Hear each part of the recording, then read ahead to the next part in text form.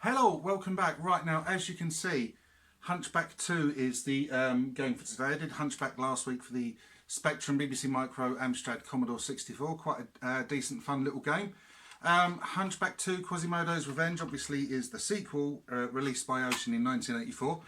Now, if you've ever seen the Commercial Breaks documentary, subtitled The Battle for Santa Software, it is on YouTube. I will pop a link into it below. You can actually see quite an in-depth, well, not in-depth, but quite an interesting sort of production discussion going on about Hunchback 2 whilst it was in the process of being created. Really interesting documentary. Charts how Ocean rose and Imagine sort of exploded quite spectacularly. But Hunchback 2, not one of the most favourite games of mine of all time, but why have I chosen to play it? Well, because this has got a resonance. This is the actual tape from 1984 that we got, and we got it. My mum brought this for me and my brother from the old John Moore's catalogue, the home shopping catalogues. Remember those catalogues that everyone's mum used to have? They used to be about that thick. This is before your QVC, shopping TV channels, internet and everything like that. Most things came out of a catalogue, especially sort of mail order. And as a youngster, was really interested in the sort of toys section and computer games, etc. But there was a sort of cut off, as there was with all us lads, where we hit a certain age and suddenly the toy section became of less interest to us than the ladies' underwear and all the pictures of people in their bras and pants. I can see loads of you out there going, as I said that, you know who you are, you're all guilty of it, swines. But the other reason I've chosen to do this, because this is the actual tape I owned back in the day. It's got a kind of, it was the first Spectrum, this and Daley Thompson's Decathlon were the first two Spectrum games we ever got, sort of commercially, once we bought the Spectrum. Obviously we'd had sort of like pirate games and stuff, and we had the Sinclair 6-pack that came with your Horoscope Ski and Checkered Flag, Chess, Scrabble, a couple of others, I can't remember what they are. So although it's not my most favourite game in the world, this tape and the game itself do have a sort of special place for me. We bought it as well as Daley Thompson's Decathlon. There was a choice of 4 games, I remember. There was Hunchback 2, Decathlon, Kong Strikes Back, which we didn't go for. We didn't really fancy it. It's a shame, really, because it's actually quite a decent game. And there was Another, the name of which long since escapes me. But anyway, I'm going to have a look at Hunchback 2 on the Spectrum, Amstrad CPC and Commodore 64, just to see what they're like. That's the name of the game. It's quite a difficult game. We'll see how I do at it. Okay. As ever, pipe up with any memories, etc.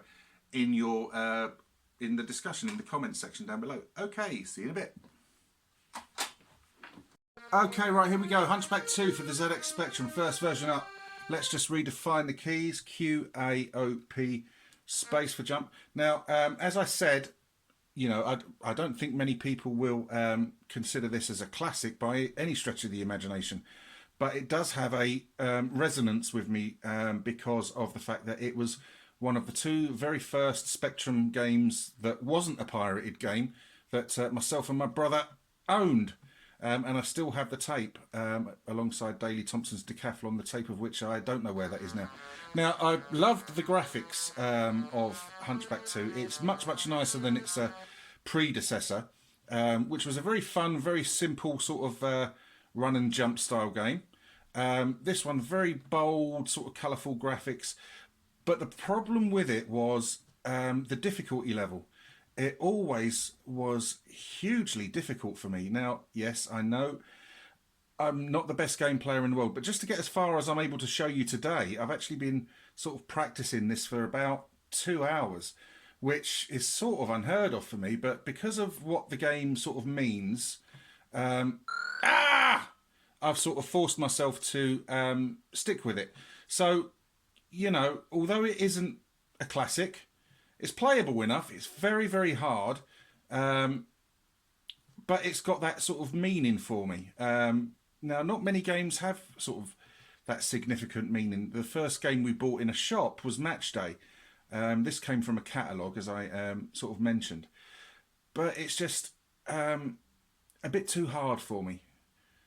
Some of you out there may be able to breeze this game, and I have watched, or I've resisted the temptation to watch playthroughs of it. I have seen playthroughs of it before, but a long time ago. But I've decided to try and sort of work this one all out for myself. Now, this second level, I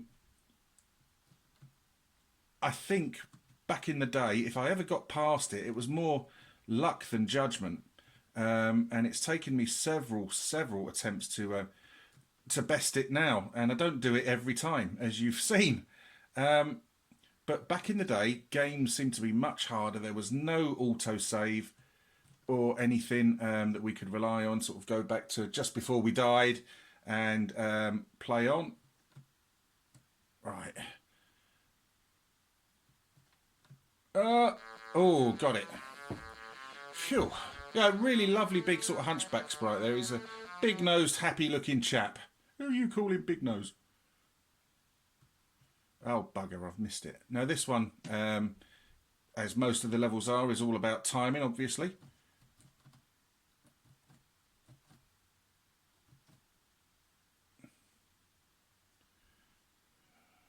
Oh, dear.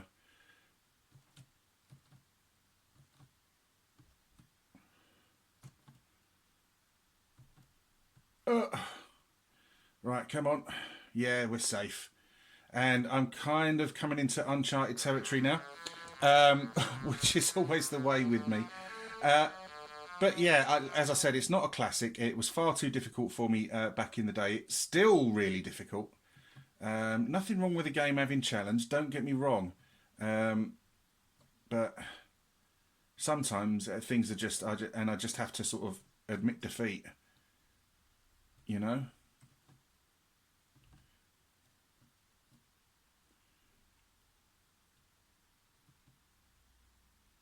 Right, so he goes along there. That bat won't fuck off out of the way, will he? I've got to wait for him to fly all the way across.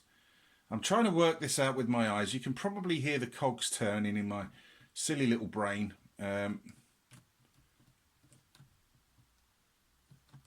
Oh.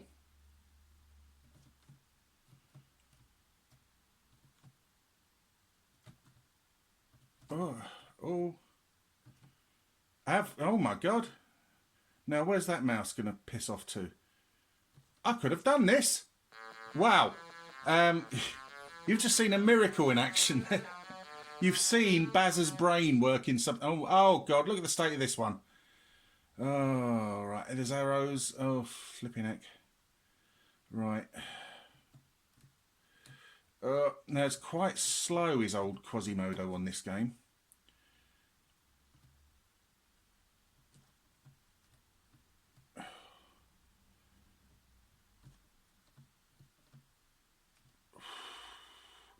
Dear, oh dear. Not liking this one. Get out of it.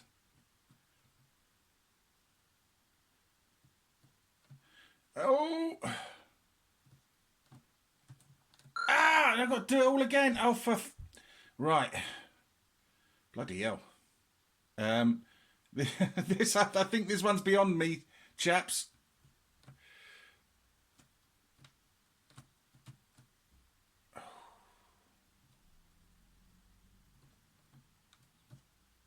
No, spazzed it.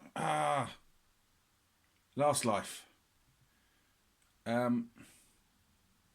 Right, so as ever, sort of shout up with your memories. Come on. You can do it, Quasi.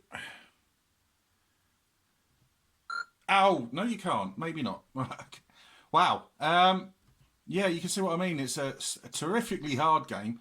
But it's got its good points, but that difficulty was just too much for me back in the day. Now, God knows what the Amstrad version's like, and that's coming up now. So we'll see you in a sec. Okay, Amstrad owners, now it's your turn. Hunchback 2 Quasimodo's Revenge by Simon Cobb, as you can see. Didn't know this game at all until about an hour and a half ago. So, you know, forgive me, I'm not very good at this one. I can't even get past screen 2, but I just wanted to have a look at it to see how it compares to the Spectrum version, which we've just seen. And we're going to follow it with the Commodore 64 version. There's really quite a nice tune going on there.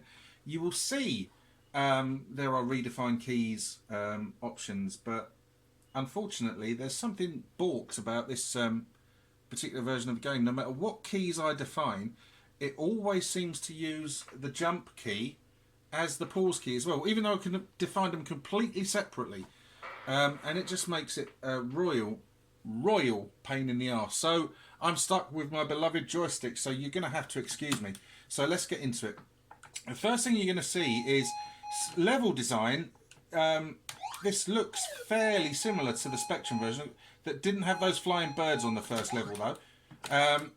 But the actual sort of graphics, the Quasimodo graphic, is not anywhere near as nicely portrayed on the Amstrad as the Spectrum version was. It's quite squashed, lacking in detail and character, but it's moving all right. I give it that. So to start with, it's a pretty good sort of opening for the Hunchback 2 until I get to the second level, which is a real pig, which is a different design to the way it's laid out on the Spectrum. Now, I've said before, I quite like it when people do.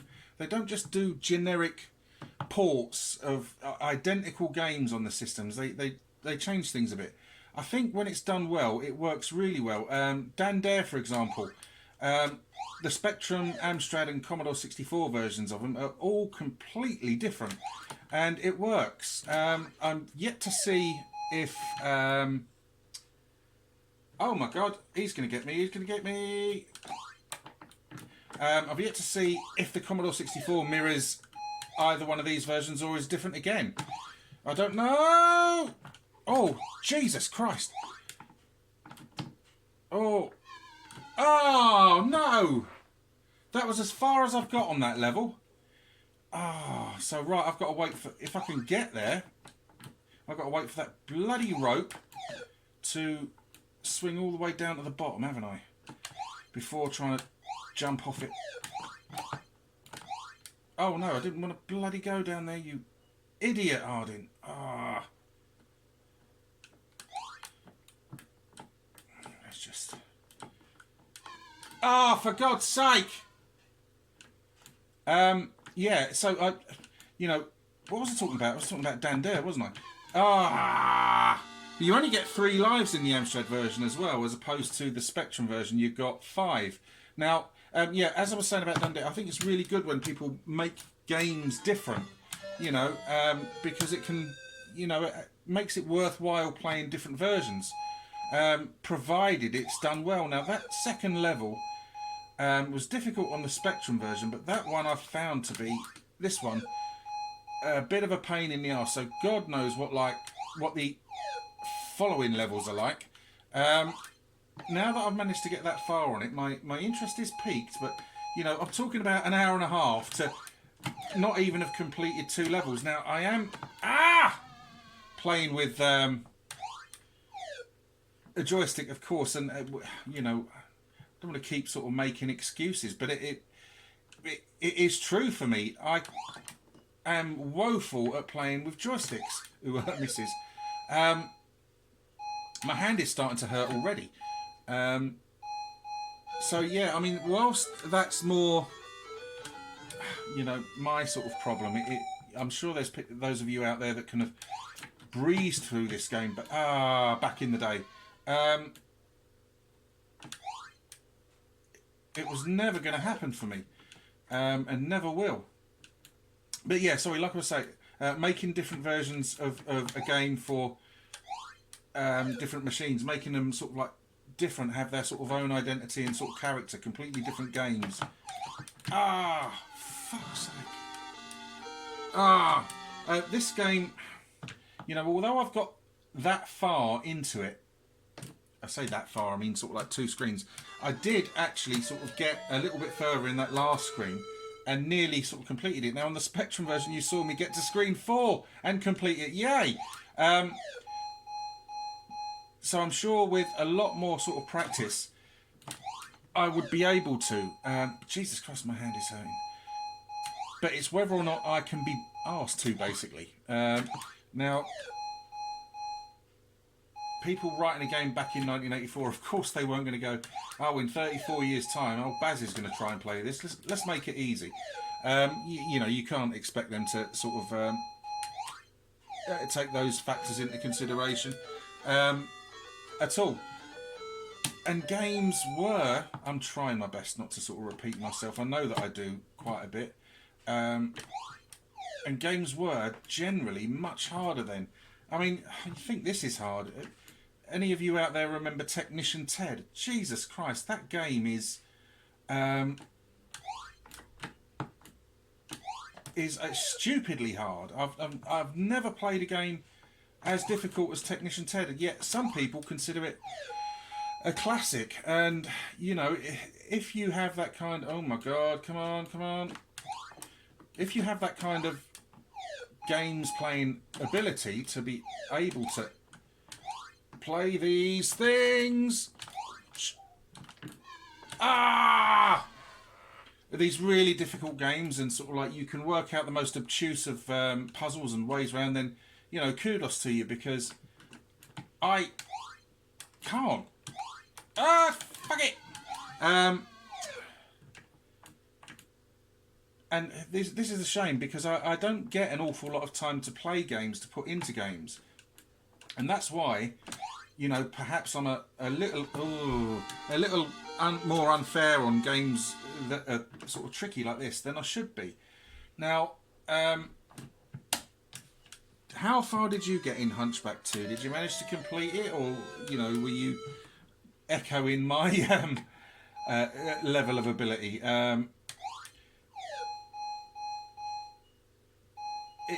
There's nothing. Oh, for God's sake! You know, design-wise, you know, there isn't an awful lot wrong with it. It's controlling well. Graphics, they're not nice, but they do what they need to. So there's nothing sort of in. Whoa! So you can see that. Oh, fuck it! So there's nothing sort of like majorly wrong with the way the game is put together. The control scheme's good. Everything's sort of functional, but it's just, oh my god, it's just damn hard.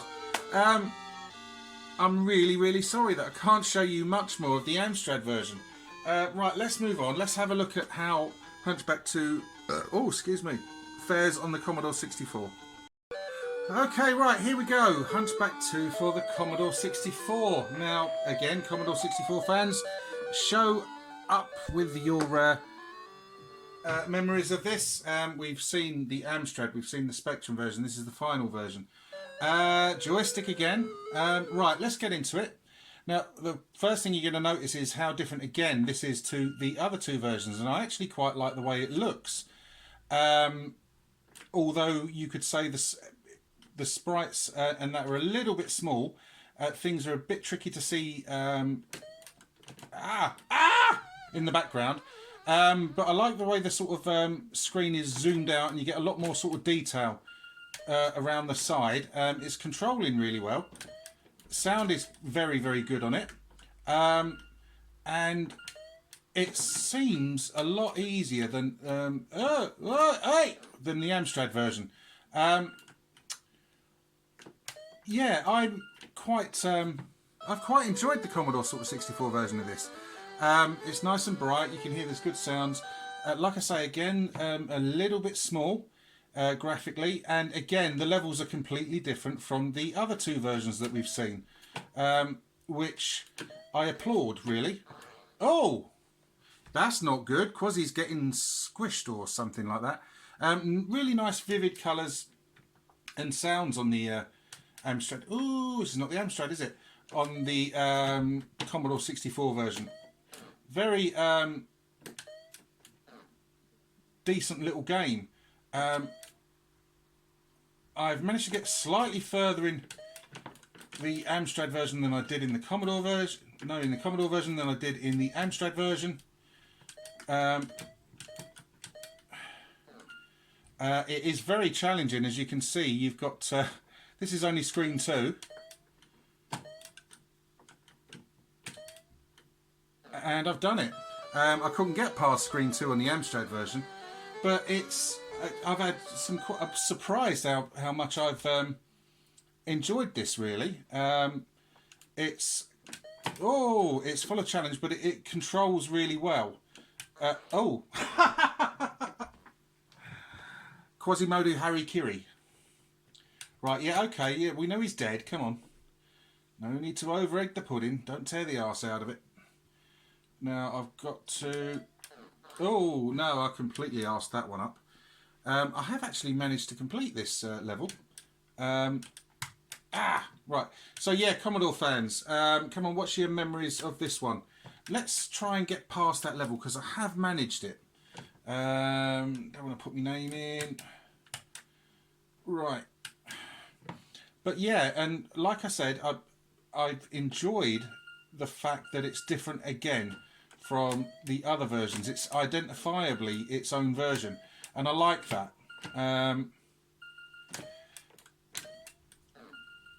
And what's also really interesting to see is, you know, as I mentioned in the sort of intro about the commercial breaks documentary, and you saw the Commodore 64 version in development, and it's really interesting to see how it looks now as opposed to how it did then. There were parts of that particular game where the sprites were missing, etc. That's the only thing with it is, like with the other two versions, you've often forced to sort of like wait for the right moment, and if you miss that moment, it's a pain in the arse having to wait for it to come back round again. It doesn't break the game at all. I don't know whether... Yeah, the character is sort of blurring into the background a little bit tricky to see. Up.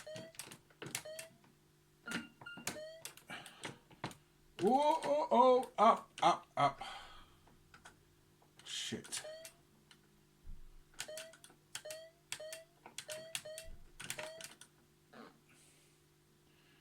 Right. And it seems, you know... Oh, yeah. Now, that doesn't kill me for some reason. Drops on the other two versions do kill you, apart from being a massive ball ache. I'm actually quite pleased about that, as you can imagine. Oh, no. No. Oh. What have I done there? Oh, I've gone and got myself killed. Just got that last, but yes, he's dead. He's dead. Come on. Right.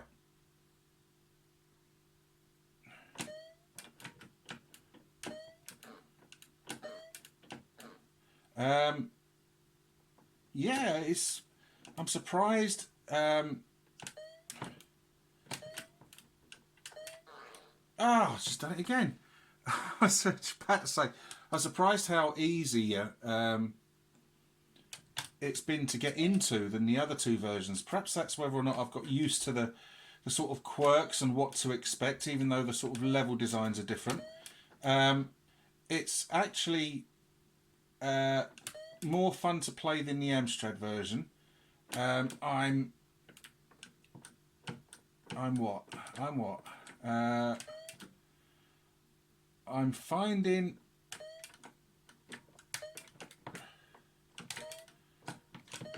Oh! Ah! Whoa! I was finding something or other. I can't remember what I was going to say there. I was finding it easier to complete the earlier levels, even though they're different. But I've gone and I'm knackering it all up completely, aren't I? But you don't expect anything different from me, do you? Yeah. It's... I suppose if you were a Commodore 64 owner, you'd have not been unhappy with this if this popped up in your Christmas stocking or something like that. You know, because it is quite a decent game. It's not a classic, I don't think. But by no means is it a pile of shit either. Which, to be honest, is really what I was expecting. And I'm very pleasantly surprised.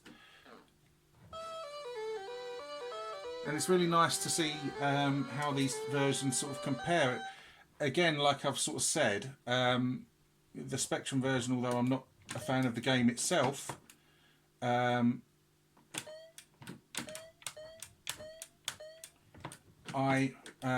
has a place for me, nostalgia-wise, which is why I like it. Well, I like to play it, not so much that I like the game. As I said Yes, here we go. Now this next level, I'm never getting past this one. This next one is absolutely mental. Have a look at it.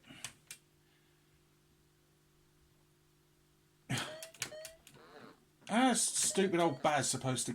See? That's it, that's my last life gone. The thing is, it looks like a really fun level. There's really good bouncing balls there. But that's game over. That is the Commodore 64 version of Hunchback 2. And I have to say, I actually quite enjoyed that. Right, let's go to the outro. Okay, if you've got this far, thank you for watching. As I've said, I never considered Hunchback 2 the greatest game of all time. Always found it quite sort of infuriating, but I wanted to show it because of the nostalgia value for it. As I said, first game we ever bought after we bought our Spectrum. It was bought from a catalogue alongside Daley Thompson's Decathlon. Yeah, the Spectrum version, I was surprised I got as far as I did. I think out of the three, it looks the nicest. I like the big, bold, colourful, characterful sprites on it. It's a pig to play, for me anyway. But you can't deny that it sort of looks nice, and there's some evil, evil level design there. The Amstrad version, I can't really. I'm going to have to sort of abstain from sort of saying too much either way about that, because I just couldn't get far enough into it to make a proper sound judgment. I found it quite difficult. Again, that may have been to do with joysticks. It looked worse than the Spectrum version. Sounded better. It looked worse. The graphics were squashed, hardly any detail.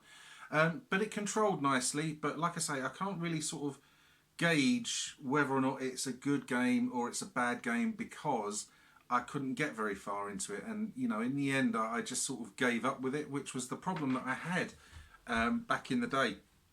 It's a question for you. Are there any sort of games that were just way, way, way too hard? I mean, one of the things I always say is Airwolf as an example.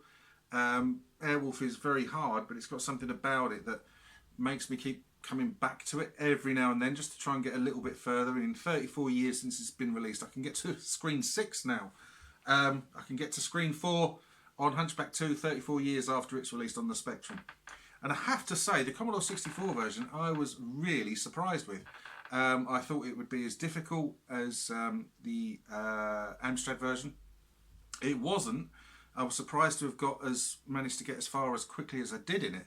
And I appreciate that. I really do like the fact that, its difficulty seemed quite nicely curved until I got to that level with the bouncing balls bit. And, it's instant death for me. It's just, I just can't get past it. But some of you out there will have been able to. So, yeah. Really, really tough games that you just can't get the hang of. Technician Ted I mentioned. That game is stupidly hard, I find. Just give us some examples. Thanks ever so much for watching this little sort of trip down memory lane for me. I suppose they're all trips down memory lane, aren't they? But like I said, the game's not the best. It certainly isn't the worst. But I've always wanted to make this video and never got round to doing it until now, because there are memories attached to the cassette, which I've put back in there somewhere. Good planning, Baz. If you like the video, please let me know. Thank you for watching. If you want to subscribe, please do so. But if you do subscribe, as ever, please, please, please take the time to join in with the discussion. We have some great discussions in the comments sections about sort of anything and everything. I really, really appreciate the fact that everyone supports me and continues to. Okay, see you later. Take care.